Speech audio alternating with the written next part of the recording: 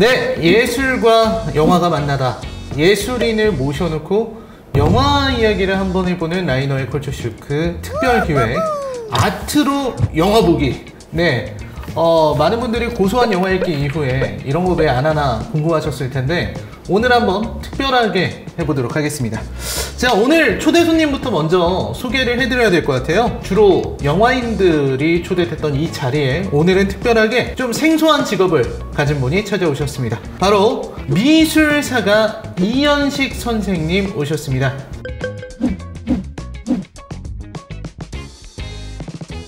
선생님 안녕하세요. 예, 안녕하세요. 네, 자기소개 한번 해주시죠. 예, 안녕하세요. 이현식입니다. 미술에 대해서 글을 쓰고 번역을 하고 강의를 하는 활동을 하고 있습니다. 이 미술사가라는 단어가 좀 익숙하지 않은 분들이 있을 것 같아요. 그게 직함을 달아야 되니까 미술사가라는 말을 썼는데 사실 네. 약간 좀 편하게 쓴 부분이 있거든요. 처음에는 좀 미술평론가라는 직함을 좀 쓴 적도 있습니다. 그게 미술평론가. 예, 그러니까 이제 되게 미술에서 실기하지 않은 사람들, 그러니까 이론하는 사람들은 다 그냥 평론가라고 다 묶어가지고 그냥 제가 원하지 않는데도 그렇게 직함을 달기도 하더라고요. 미술계는 약간 그런가 보죠? 등단을 하지 않아도? 그랬더니 어떻게 보면 이제 등단을 한 평론가들이 보기에는 뭐 네가 왜 미술 평론가냐? 약간 뭐 그런 것도 있었죠. 네네. 사실은 내가 원해서 한 게 아닌데 그냥 주변에서 불러준 건데.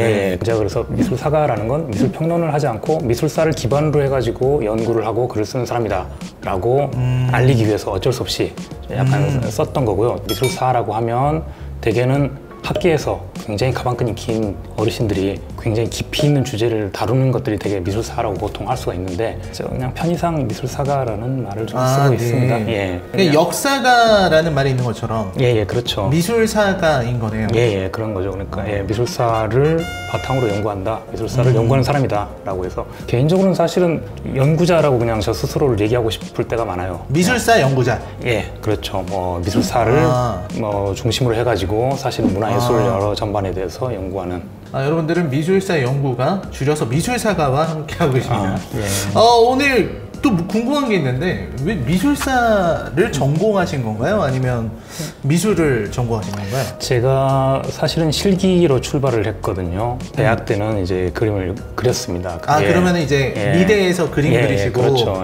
사실 어떻게 보면 실기를 전공하던 길에서 좀 벗어난 비껴난 인간이 돼버렸어요. 사실은 그걸 이제 어떻게 간단히 설명하기가 참 어려운데 어떻게 보면 창작을 하는 건 결국 자기 세계를 어떻게 보면 창조하고 추구하는 거고, 근데 미술사 같은 경우는 사실 다른 작가들의 세계를 탐구하는 거거든요. 그게 그래서 예를 들면 내 세계를 탐구하느냐 혹은 다른 작가들에 대한 그걸 탐구하느냐, 결국은 어떻게 보면 어떤 의미에서 좀 다른 인간들의 세계를 탐구하고 싶은 그런 호기심에 끌려가지고 결국 이 길을 걷게 되었다라고 좀 거창하게 말씀드리고 싶네요. 네, 원래는 화가를 하고 싶었는데. 예, 그랬었죠. 근데 어쩌다 보니 미술사가의 길을 걷게 되었다. 네, 제가 늘 하는 말인데 사람들이 자기 전공대로 사는 사람들 거의 없더라고요. 그렇긴 합니다. 사실은 뭐 더 엉뚱한 일을 하기도 하니까 어떤 의미에서는 이 정도면 좀 거의 비슷하게 살고 이 정도면 전공 살려서 하는 거죠? 예, 그렇기도 하고. 하지만 실기 전공자들은 사실은 다 그런 게 좀 밑바닥에 있는 거예요. 나의 세계를 좀 펼쳐서 보여야 되고 어떻게 보면 예를 들면 세계적인 예술가들처럼 그런 활동을 해야 되는데 어쩌면 다른 작가들 혹은 다른 작품의 어떤 그런 뒤만 쫓아다니는 약간 그런 느낌이라고나 할까. 예. 그래서 지금도 약간은 마음속에 갈등이 있죠. 갈등이 있어요? 예. 속으로 약간 그래도 나도 작가로 뭔가 이름을 떨쳐야 되지 않을까 하는. 그렇죠. 그런 걸 하고 싶다 그런 것도 있고. 굉장히 흔들리는 분과 함께하고 있는 것 같은데 선생님이 이제 미술도 하고 싶고 미술사도 어쩌다 보니까 하고 계시지만 어쨌든 이현식 선생님의 작업을 알고 싶으면 보니까 저서가 좀 몇 권 있는 것 같더라고요. 책을 몇 권 썼죠. 그 중에서 어떤 거를 참고하면 좋을까요? 제가 어떻게 보면 일반적으로 사람들이 많이 다루지 않은 것들을 많이 썼거든요. 그래서 어떻게 보면 그냥 큰 줄기가 아닌 여러 가지 그냥 곁가지들을 잔가지들을 다뤘다. 그러면 막 비주류라고 할까? 약간 뭐 그런 것들을 많이. 비주류. 혹은 이제 많이 다루지 않은 것들, 혹은 주류라고 생각하지 않은 것들. 어디서부터 얘기를 해야 될까? 예를 들어 뭐 오늘 얘기할 거랑 좀 비슷하기도 한데. 위작에 대한 책도 하나 썼고요. 위작에 대한 책이요? 미술계에서의 어떤 가짜 작품에 대한 것도 쓴 적이 있었고. 그런 거 많이 나오지 않습니까? 그것이 알고 싶다 같은데. 그렇죠. 화가는 자기 작품이라고 하고. 혹은 또 그 반대기도 하고. 그런 게 있죠. 어쩌면 여기 불려 나올 명분이라고 할까? 영화 속에서 미술 작품과 예술가들을 어떻게 다뤘는지에 대해서도 사실 제 나름으로 불만이 많아서 글을 쓰다 보니까 그걸로도 책을 한 번 쓴 적이 있습니다. 그건 좀 뭐 절판이 됐는데. 안타까운 소식이네요. 예. 제일 최근 작은 이를테면 이제 죽음에 대해서 좀 다루어가지고요. 죽음이요? 예, 그래서 굉장히 급격히 어두워지네요. 예, 그리고 그 중간 과정도 꽤 있어요. 제가 뭐 멜랑콜리에 대해서도 다룬 적이 있고, 혹은 혹은 괴물, 몬스터에 대해서도 다룬 적도 있고요. 미술에서요. 뭐. 선생님 책이 그렇게 많이 팔리진 않았겠네요. 일반적으로 좋아할 만한 주제가 아닙니다. 무슨 뭐 죽음, 뭐 멜랑콜리 이러면 갈수록 어두워지죠. 그래서 어떻게 보면 종착점인가 싶은 정도인데, 그래서 미술을 비롯한 이미지에 담긴 죽음을 살펴보면서 죽음에 대해서 어떤 관념들을 갖고 왔으며 그게 어떻게 이제 전개되었는지를 살펴보는 책, 그게 최신작입니다. 이번에 나오는 작품인가요? 그렇습니다. 언제 출간하세요? 아마 11월 말이 될 테고요. 11월 말. 죽음을 그리다라는 제목입니다. 죽음을 그리다. 그렇습니다. 죽음을 그리는 방식에 대한 책이거든요. 괜찮을까요? 제목에 죽음 들어가는데. 사실은 어쩌면 자기가 하고 싶은 걸 해야 되는 것 같아요. 저도 그 문학을 워낙 좋아하다 보니까 어떤 사랑, 예술, 죽음 이게 왜 항상 연결되는 걸까 궁금했었거든요. 그렇죠. 그런 궁금증 풀 수 있습니까? 아니, 오히려 더 생각이 복잡해지게 만드는 그런 책이 될 것 같습니다. 오히려 이 책을 보면은 더 생각이 여러분 복잡해질 수 있습니다. 이게 과연 선생님의 이현식 작가님의 책에 도움이 될지 모르겠는데. 자, 그러면은 오늘 이제 이 자리에 나오셨으니까 영화 이야기를 하지 않을 수가 없는데, 자, 오늘 나눠볼 영화는요, 사실 이 영화를 다룰 거라고는 저도 생각하지 않았습니다. 하지만 개인적으로 좋아하는 영화이기 때문에 요거는 꼭 해봐야 되겠다 이런 생각이 들었어요. 미술 영화를 얘기할 때 한 번쯤 꼭 생각해 봐야 할 작품인 것 같습니다. 자, 오늘 다뤄볼 영화는요, 언제나 장갑을 끼고 다니는 이 괴팍한 결벽증 남자. 혼자 사는 건 물론이고 생일도 혼자서 보내는 이 남자는 이 업계에서 모르는 사람이 없을 정도로 유명한 미술품 경매사 버질 올드만입니다. 취미라고는 친한 화가와 짜고 싼 값에 미술품을 경매로 사들여 개인 화랑에 전시하는 것 정도죠. 그야말로 미술품의 세계에서 살아가는 남자라 할 수 있습니다. 그러던 어느 날 남자에게 걸려온 한 통의 전화. 클레어의 전화를 받은 올드만은 호기심을 품고 감정을 하러 가고 그곳에서 정체를 알 수 없는 골동품 기계를 발견하게 되죠. 오래된 빌라에서 발견되는 수많은 골동품들. 하지만 클레어는 자꾸만 올드만과의 약속을 어기고 올드만의 앞에 나타나지 않습니다. 사실 클레어는 10년이 넘도록 밖에 나가보지 못한 여자였습니다. 올드만은 클레어와의 대화를 통해 점점 많은 것을 알아가게 되죠. 올드만은 점점 클레어를 사랑하게 됩니다. 클레어의 모습을 보면 안 된다는 둘의 룰은 깨지고 올드만은 클레어를 몰래 숨어서 봤다는 사실을 고백합니다. 그리고 이 늙은 경매사에게 마침내 첫사랑이 찾아옵니다. 둘은 서로의 단점을 서로에게 의지하며 극복해냅니다. 사랑의 기쁨, 소통, 교류가, 스킨십이 둘 사이에서 벌어지죠. 늦은 나이에 노인이 외톨이인 여성을 진심으로 사랑하게 되고 집에서 나오지 못했던 여성은 진정으로 자신을 사랑해주는 늙은 남자를 만나 마침내 세상으로 나와 사랑을 이룬다는 아름다운 러브스토리가 이어집니다. 하지만 진실은 냉혹한 것, 잔인하기 짝이 없는 결말이 올드만을 기다립니다. 모든 것이 올드만을 속이기 위해 만든 연극. 그 한바탕 연극에서 올드만은 처참하기 짝이 없는 현실을 바라보게 됩니다. 가짜, 위조품, 위조된 사랑. 그때 올드만의 명대사가 귀에 울립니다. 과연 올드만의 사랑은 진짜였을까요? 주세페 토르나토레의 명작. 오늘 나눠볼 이야기는 바로 베스트 오퍼입니다. 네, 베스트 오퍼 보고 왔는데요. 일단 선생님이 어떻게 보셨는지 이현식 작가님의 감상부터 좀 들어보겠습니다. 아주 간단히 말하면 너무너무 아름다운 영화. 아름답다. 사실 아름답기 때문에 추천을 했고요. 그리고 너무너무 가슴 아픈 영화이고요. 가슴 아픈 영화. 또 하나는 어떻게 보면 이제 미술계의 여러 모습을 사실은 은근히 입체적으로 보여주면서 혹은 예술과 인간에 대한 이야기를 하기도 하고, 좀 거창하게 말하면 그런 부분이 있더라고요. 예술이라는 게 사랑을 대신할 수 있을까라는 질문을 던지는 영화인 것 같습니다. 예술이 사랑을 대신할 수 있을까? 예, 그렇죠. 저 올드먼이 수집했던 초상화들 있잖아요. 그 초상화가 올드먼한테는 사랑을 대신하는 거였죠. 예. 어떤 사랑의 열정을 그런 거였죠. 예술을 향한 열정으로. 올드먼은 사실은 여성과는 전혀 접촉이 없었잖아요. 사실은 그런 점에서 어떻게 보면 비현실적인 인물인데, 어떤 여성에 대한 모든 열망과 어떤 자기 어떤 그런 호기심 같은 것들을 초상화들에다 다 투사를 했던 것이. 그런 게 가능합니까? 주변에 그런 사람이 있습니까? 미술사 하셨으니까 주변에 이상한 사람들 비슷한 인물은 있는데 거의 근접한 인물까지는 있는데, 그 영화에서 그 영화의 감독 같은 경우는 그런 인물들을 아주 순수한 이상적인 결정체로 만들어 놓은 것 같아요. 사실 주세페 감독의 다른 작품을 봐도 이런 어떤 사랑에 있어서는, 특히 여성에 있어서는 되게 어린애처럼 나오는 주인공이 나오는 작품들도 있거든요. 그렇죠. 그 사람은 막 음악하는 사람. 그렇죠. 맞아요. 무지한 인간으로 나오잖아요. 아예 무지해요. 그러니까요. 처음 본 사람에게 사랑을 느꼈다가 말도 한 번 못 나눠보고 헤어지고, 그러니까요. 그걸 음악으로 승화. 좀 극단적인 경우라고 할 수 있지 않을까. 저는 사실 실제로 보지는 못했습니다. 근데 뭐 비슷한 인간들은 있을 수가 있을 테고, 예술가들 중에서도 방금 말씀하신 그런 피아니스트, 영화 속의 피아니스트도 있지만, 굳이 닮은 인간을 좀 하나 고르자면 그 인상주의 그룹을 이끌었던 프랑스어가 드가가 여성을 꺼려했던 인물로 좀 알려져 있거든요. 연애도 안 했고 결혼도 안 했거든요. 왜 안 했을까요? 그런데 정작 그림은 여성들이 가득해요. 뭔가 수상한 것 같은데? 그래서 약간 좀 변태적이라는 말까지도 좀 듣기도 하고, 어떻게 보면 좀 약간 부당한 취급을 받는데, 그런 드가 같은 그런 유형을 순수하게 결정화시킨 인물이다. 이 영화를 선택한 이유도 그런 느낌 때문일까요? 생각해볼 여지가 많고, 동시에 미술에 대해서 많은 걸 알려주고, 그리고 아까 말씀드렸듯이 너무나 아름다운 영화이고. 이 작품은 세계적으로 유명한 경매사가 나오는 영화잖아요. 이 미술 경매에 대해서 좀 얘기해 주실 수 있을까요? 물론 저도 거기에 몸을 담고 있는 사람이 아니라서 어떻게 보면 그냥 간접적으로만 아는 건데, 이 경매라는 게 보면 볼수록 흥미롭기도 하고 좀 괴상하기도 한 부분이 있습니다. 미술품을 사고 싶으면 사실은 갤러리에 가서 사면 되는데 굳이 경매에서 사려고 해요, 사람들이.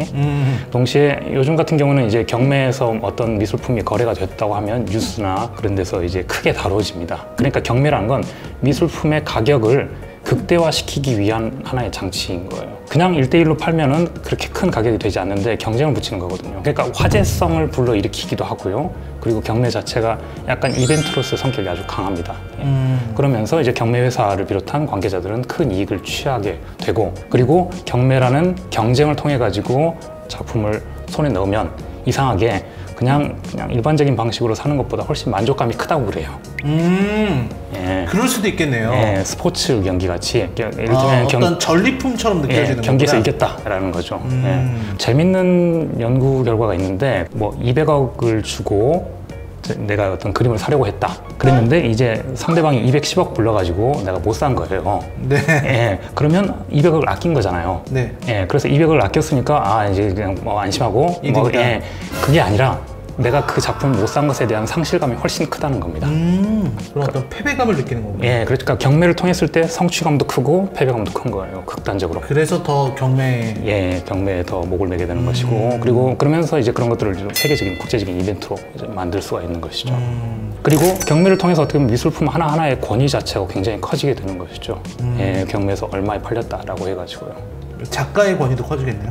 그렇기도 하고요. 주변에 경매에 자주 팔리는 동료 작가가 경매에서 잘 팔린다는 건 어떻게 보면 슈퍼스타인 건데, 물론 이제 현대미술도 경매에서의 슈퍼스타가 점점 많아진다는 거긴 한데, 아무래도 아직은 한국은 그럴 만한 슈퍼스타는 좀 아직은 나오지 않고 있고, 대부분 뭐 유럽이나 중국이나 그런 쪽에서 나오고 있죠. 아직 한국은 시장 자체가 좀 작습니다. 그리고 그 경매사 얘기를 아까 하셨는데, 베스트 오브 4에서 그 경매사 같은 경우 관객들한테 조금 오해를 불러일으킬 수 있는 게 뭐냐면, 거기서는 경매사인데 되게 굉장히 자산가잖아요. 굉장히 돈을 많이 갖고 있고, 그래서 얼른 봤을 때는 이 사람이 경매회사 대표 오너 같아요. 그렇죠. 그런데 실제로는 경매회사 대표하고 경매사는 전혀 별개입니다. 경매사는 그냥 일개 직원이에요. 네, 직원이죠. 예. 대신 좀 중요한 직원이겠죠. 아무래도 그 경매사의 얼굴일 테니까요. 미국이나 유럽에서는 이제 경매사들 같은 경우 아마 좀 비중이 크겠지만 또 국내는 네, 한국에서는 그렇게 뭐 우리가 생각하는 것처럼 그런 건 아니라는 거죠. 그냥 직원, 그냥 진행자. 우리가 생각하기에는 큰 돈을 다루면 자기도 뭐 많이 주어지지 않을까. 수백억대 자산가일 것 같은데. 혹은 이제 거기서 인센티브 같은 것들이 있지 않을까 생각하는데 사실은 없다고 해요. 월급. 임금 노동자였던 걸로. 저는 이 영화 보면서 중요하다고 생각했던 대사가 위조품에도 진실이 있다, 진실성이 있다, 이런 발언이 나오는데 이 대사는 어떻게 생각하시나요? 이게 사실 제가 아까도 말씀드렸지만 제가 위작에 대해서도 책을 썼기 때문에 저는 이 대사가 좀 어쩌면 약간 낚시 같은 대사 같기도 해요. 왜냐하면 냉정히 말하면 그 대사는 그 자체로는 별 뜻이 없어요. 왜냐면 너무나 당연한 얘기거든요. 위작이든 뭐든 간에 그 자체로 어쨌든 오리지널리티가 있습니다. 예를 들어 이렇게 말을 할 수가 있어요. 만약에 모나리자의 위작이 나왔다고 치면 그건 위작이 될 수가 없어요. 왜냐하면 누구나 다 그게 가짜라는 걸 알거든요. 그렇죠. 루브르에 모나리자 있는데 이건 뭐냐, 그냥 이건 모조인 거예요. 모조품인 거죠.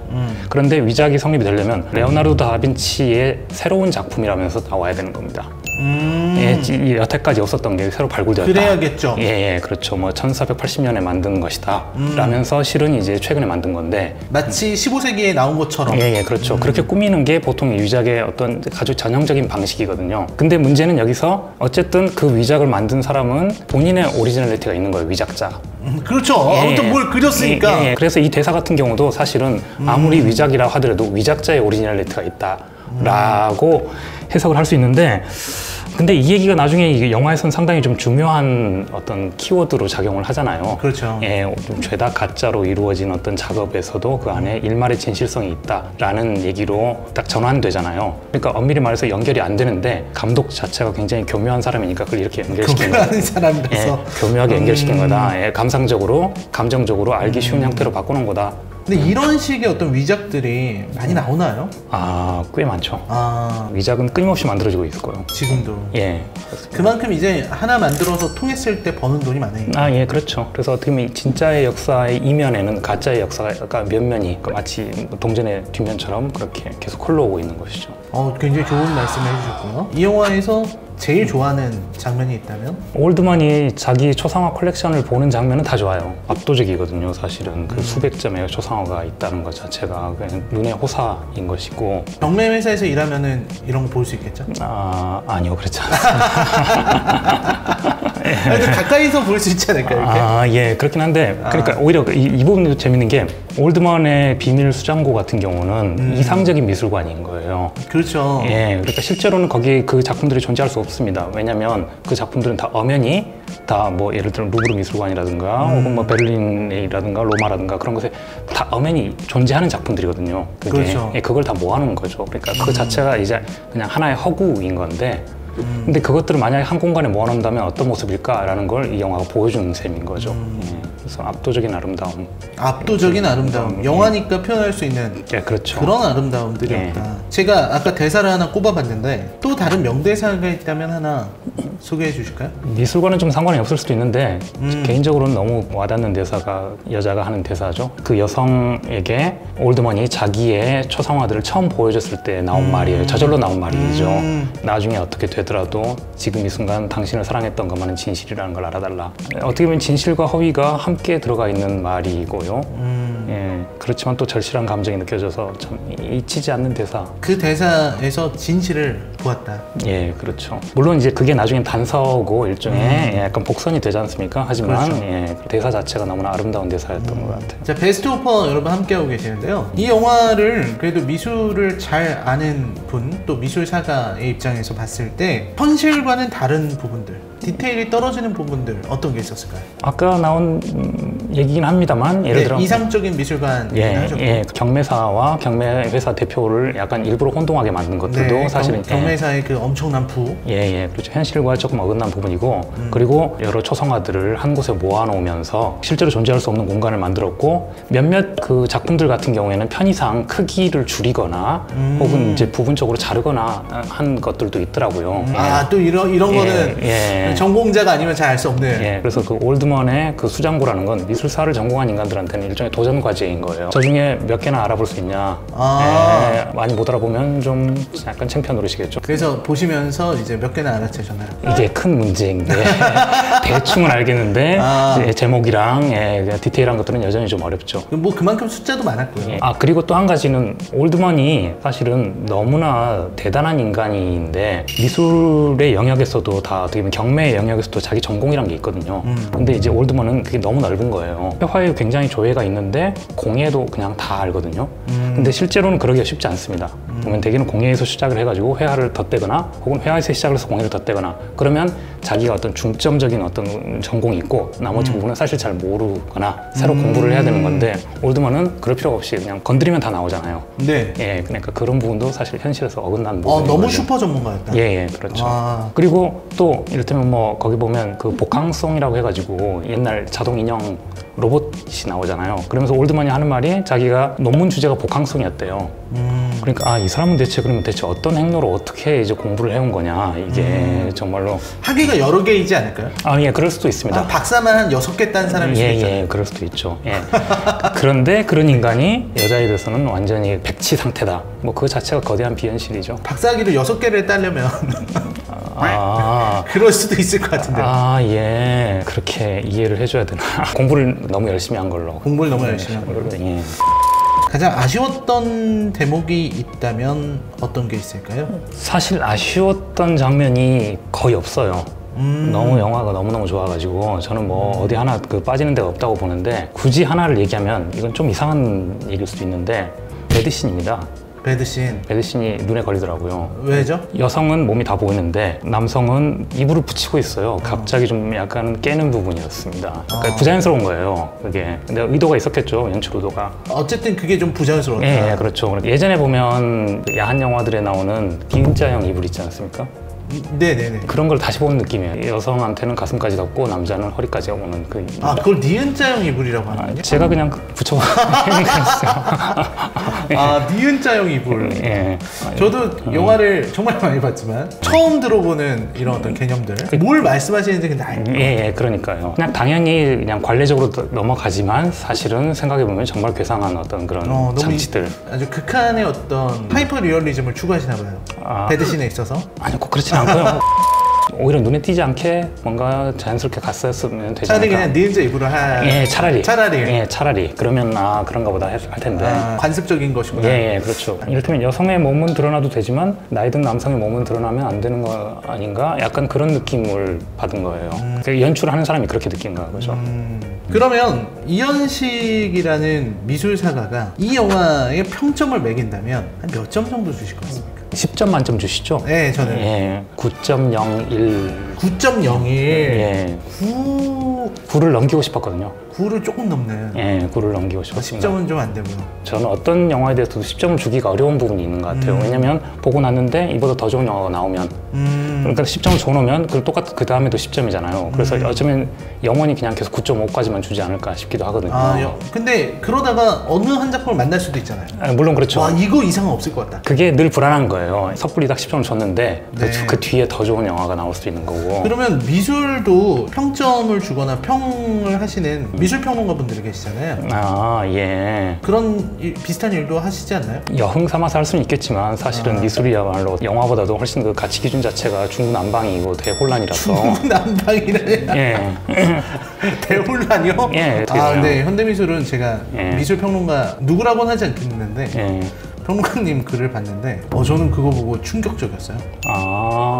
이게 대중이랑 격리가 돼도 이렇게 격리가 되는 분야는 처음 봤어요. 이거는 미술을 전공하거나 이런 사람이 아닌데 그 사람의 글을 보면 이건 뭔 그런 소리지? 예전에 그 패션 잡지에 보그체라는 게 있었지 않습니까? 네, 보그체 있었죠. 예, 보그 그리고 보그 XX체 해가지고 약간 네네. 폄하하는 표현까지 있었잖아요. 근데 미술 같은 경우도 그런 미술 XX체 그런 이제 비아냥도 있었습니다. 보면은 근데 저는 이제 패션에서의 어떤 보그체라는 건 그 사람들이 기능적으로 어떤 요소들을 효과적으로 전달하기 위한 부분이 좀 있었던 것 같아요. 그런 것도 있었던 것 같고 또 업계 분위기도 있었던 것 같고요. 예. 미술을 둘러싼 담론은 미술 바깥에 있는 사람들을 납득시키기보다는 자기 내 그런 것 같다는 생각 많이 받았어요. 내가 이렇게 권위가 이 정도고 이거를 뭔가 보여주고 싶은 개념을 둘러싼 게임이거든요. 사실은 그런 것 같아요. 그리고 일종의 헤게모니 싸움이기 때문에 명쾌하게 전달하려는 의지가 전혀 없는 그런 담론의 세계라고 할 수가 있습니다. 전달력을 포기한다. 그래서 어떻게 보면 영화는 그래도 별점을 평가할 수 있지만 미술은 불가능하다. 미술은 늘 어떻게 보면 누가 개념을 뒤집느냐를 가지고 이제 서로 겨루는 장이 됐기 때문에 베스트 오퍼 이야기를 쭉 나눠봤는데요. 저는 좀 그런 게 좀 궁금해졌어요. 배우 좋아하는 배우 있습니까? 이 얘기를 하면 너무 옛날 사람이라는 게 너무 티가 나는데 네. 이자벨 라자니 좋아했던 세대거든요. 이자벨 라자니, 에마누엘 베르, 이렌느 자콥.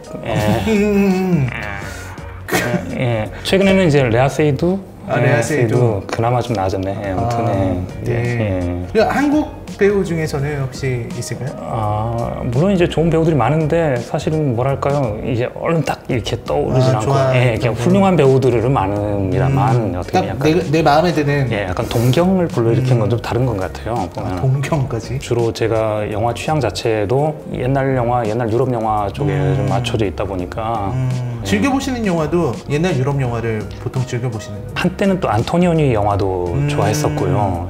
펠리니 영화도 참 좋아했었고. 명쾌하게 설명할 수 없지만 늘 안토니오니 영화는 좋은 것 같아요. 아니면 에릭 로메르 영화를 굉장히 굉장히까지는 좀 그런데 아무튼 요즘의 영화를 보시는 분들이랑은 약간 좀 경미된 그렇기도 한데 요즘 영화들은 또 약간 스릴러나 공포를 좋아하는 편이어가지고 요즘 영화 중에서 그래서 약간 좀 지킬과 하이드 같아요. 어떤 부분은 60년대 딱 그냥 고착돼 있고 어떤 부분은 이제 너무 그냥 어둡거나 이제 음습한 영화를 좋아하고 약간 그 영화를 볼 때요, 이런 미술은 어떻게 보세요? 영화에 이제 미술 작품들이 나오는 경우가 많잖아요. 처음에는 그러니까 영화에 미술품들이 작품들이 많이 나오는데 그걸 보면 대개는 좀 잘못되어 있는 경우들이 많거든요. 이게 아니면 과장돼 있거나 아니면 좀 생뚱맞거나 그래서 되게 그런 것들에 대해서 약간 좀 불만이 생기니까 그것만 이제 글로 끄적여 가지고 그걸 모으니까 책 한 권이 돼서 맨 처음에 나왔던 책이 그렇게 나온 책입니다. 사실 그러니까 이를테면 영화가 미술 작품과 예술가를 다루는 방식에 대한 책인 거였던 거예요. 근데 좀 지나고 나니까 오히려 생각이 좀 달라졌습니다. 영화판에도 미술 전공자 출신들이 많고요. 네, 그렇죠. 그들이 이제 그런 식으로 활용한 걸 몰라서 그런 게 절대 아닌 거고. 연출 때문에. 그렇죠. 심지어 뭐 베스트 오퍼에서 초상화들을 다룬 방식들 같은 경우도 그래서 꼭 현실성이나 개연성을 가지고 비판을 할 필요는 없다라고 생각을 하고 오히려 어떻게 보면 그 영화의 구조 안에 얼마나 잘 녹아들었는지 그걸 잘 활용하고 있는지에 좀 맞춰서 보려고 하는 편입니다. 어떤 미술 작품의 어떤 고증이라든지 그렇죠. 이런 것들이 정확하지 않더라도 그것보다는 그 미술 작품을 통해서 무엇을 표현하려고 하는가. 영화에서의 효과. 영화에서의 효과. 그래도 좀 아쉬운 대목들이 많으시겠어요. 아마 제가 한 10년, 20년 전만 해도 만약 이런 말씀을 하셨으면 무척 아쉬워했을 텐데 요즘은 괜찮으시고 예를 들어 영화에서도 보면 미술 감독이라는 게 있지 않습니까? 네, 미술 감독도 있죠. 근데 예전에는 미술 감독의 범위가 좁았는데 요즘은 심지어는 공간 연출 전체를 다 미술 감독이 하는 경우들이 어떻게 보면은 어떤 영화 아트 전반을 하시는 분들이시죠. 그런 식으로 어쩌면 영화 안에서의 미술의 영역 자체가 그렇게 크게 확대가 되었기 때문에 오히려 그냥 이 흐름 자체는 오히려 긍정적이라고 좀 보이는 편입니다. 사실 저는 그래서 이런 어떤 미술 하시는 분들이 볼 때는 아무래도 이런 영화에 나오는 그림들, 영화에서 펼쳐지는 아까 말씀하셨던 그런 미술들, 어떤 색감 이런 걸 좀 중시해서 보시지 않을까 하는 생각을 했는데 그래서 그런 작품들을 좋아하실 것 같았어요. 이런 뭔가 색감이 잘 들어가요. 근데 미술 전공이라고 하더라도 자기들 취향이 있으니까요. 사실 그 밝고 화사한 그림을 그리는 화가가 있는가 하면 이제 음울한 그림을 그리는 그렇죠. 화가들이 있지 않습니까? 음울한 쪽을 좋아하시죠. 그렇죠. 아무래도 죽음 위작. 그러니까 뭔가 이제 허위를 진실과 허위의 싸움이라든가 약간 뭐 허위. 굉장히 오늘 뭔가 뜻하지 않은 방향으로 이렇게. 오늘 굉장히 심오하면서도 뭔가 마음이 되게 좀 어두워지는 그런 내용이었던 것 같아요.